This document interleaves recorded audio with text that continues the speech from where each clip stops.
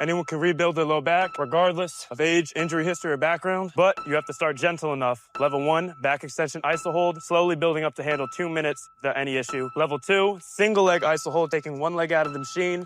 Now there's a temptation to tip at the spine. This uses deeper paraspinal muscles that help prevent lateral movement at the spine.